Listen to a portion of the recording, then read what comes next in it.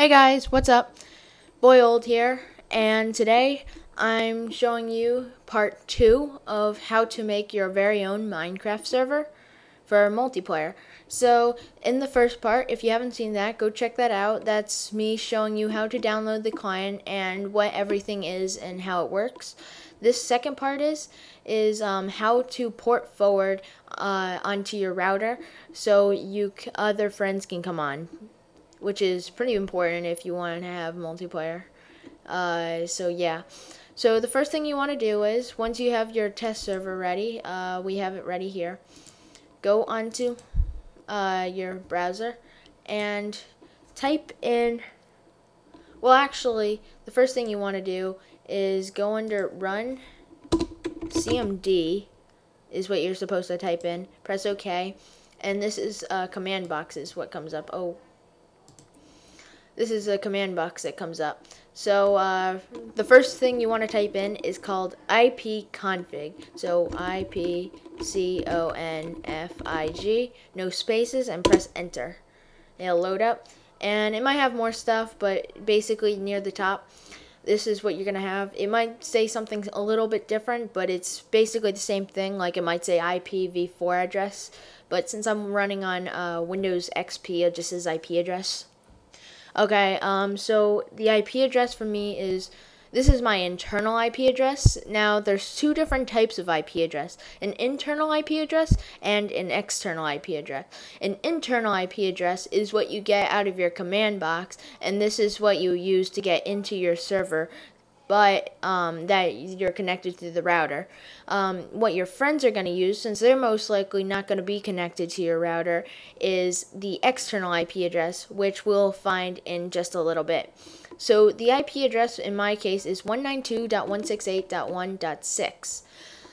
I know I memorized this already, but if you can't memorize yours, it's definitely probably something different. Just write that down somewhere. And you also want the default gateway. Mine is 192.168.1.1. It probably is the same. If it's not, it might be either two things. It might be just different, or you might be directly connected to your modem. Either way, this is how you're supposed to do your port. So now, since I run on a Netgear router, I'll show you how to do it for Netgear. It might be a little bit different, but it's fairly similar throughout.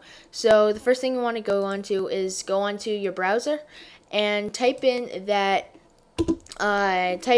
default gateway we just found out. So 192.168.1.1 and press enter. An authentication is required, so you type in the username and password. Don't freak out. The username and password is, when it's set onto default, it's usually for the username admin, and for the password it could be either admin or just password. For me, it's my username and password is admin and then password. So admin and then password down here. And click OK.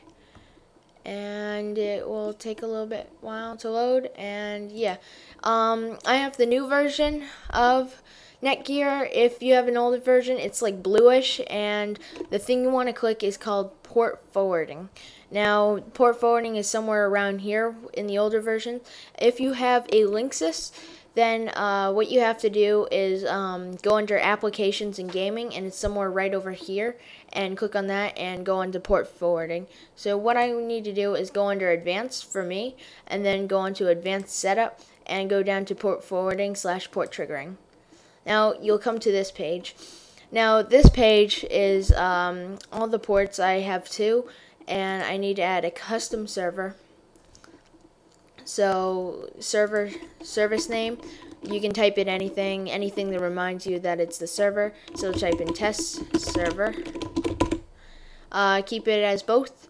External port, normally you'd keep it as 25565, and that's how you're supposed to get in. But since I already have a port running on that, remember in my earlier video, I said I'm going to change the port to 3333. So that's what I'm going to put it on. So 3333. And that's the same thing for external port, 3333. And for the internal IP address was that internal IP address that we found in the command box. So 192.168.1.6 in my case. So that's that. And now that's all the information you have to add. That's honestly it. No lie, seriously. So, okay, specified ports, okay, let's do 3353.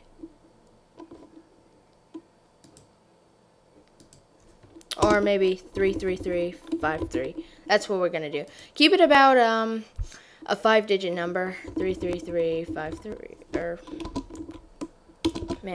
53, and that will help be a little bit better. Invalid service name. Oh, test server.